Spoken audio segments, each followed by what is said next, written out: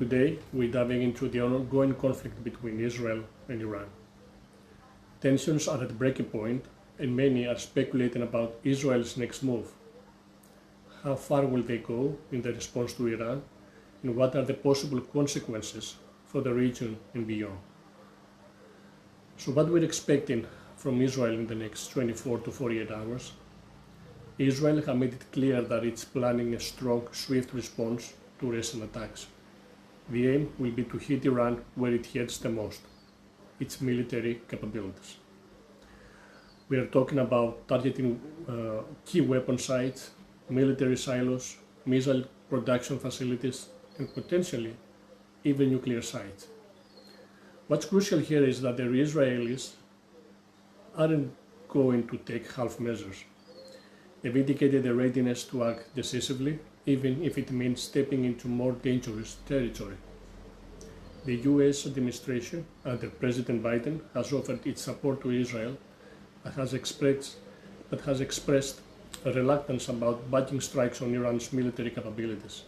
Specifically, there is a hesitation about targeting sites involving uranium enrichment.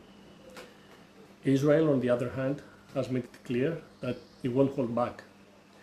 If they see an opportunity to disrupt Iran's nuclear ambitions, they will likely take it, regardless of outside pressure. But how much can Israel actually achieve with the airstrikes and military actions? That's the key question, and it's not as simple as some might think. Now, let's talk about Iran's position in this conflict. On the surface, Iran seems like a formidable opponent, but there are reasons to believe they might be more vulnerable than they appear. Iran has been operating largely through proxies for years: Hezbollah, Hamas, and Houthis in Yemen. All of these groups have acted as Iran's frontline fighters. But now, Israel has hit back hard, not just at these proxies, but at Iran directly. And for the first time in a while, Iran is facing the possibility of direct conflict with Israel. While Iran does have a significant military, they've been reluctant to engage their own forces in direct combat. And now, Israel is making it clear that the gloves are off. The Iranians might be dealing with a much stronger, much more aggressive Israel than they've been anticipating. We don't know exactly how diminished Iran's capabilities are, but they're certainly feeling the pressure. The question is, how will they respond, and how far are they willing to go to maintain their influence in the region? That brings us another critical issue, the nuclear question. Is now the time for Israel to strike at Iran's nuclear facilities? And if so, what are the challenges they face in doing that? Israel's biggest concern has always been Iran's nuclear program, and with good reason. Iran has made significant progress in enriching uranium, and it's clear they're getting closer to a point of no return. So why hasn't Israel hit Iran nuclear sites yet? One of the main obstacles is that much of Iran's nuclear infrastructure is buried deep underground. These bunkers are designed to withstand aerial bombardment even with advanced weaponry. They're not easy to destroy. So, while Israel may target some of these facilities, it's unlikely that one or two airstrikes will be enough to completely dismantle Iran's nuclear program. This isn't a one-day operation. It might not even be a one-week operation. To have a real impact, Israel should sustain military action, which comes with its own set of risks and challenges. Let's not forget, as this conflict escalates, the impact isn't just military, it's also economic and humanitarian. As we look at the bigger picture, there is a real danger that this conflict could spread and pull in other countries.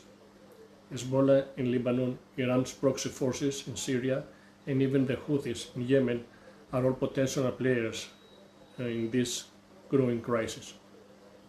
And then there is the economic impact. With oil prices already rising, a wider conflict could send the global economy into a tailspin.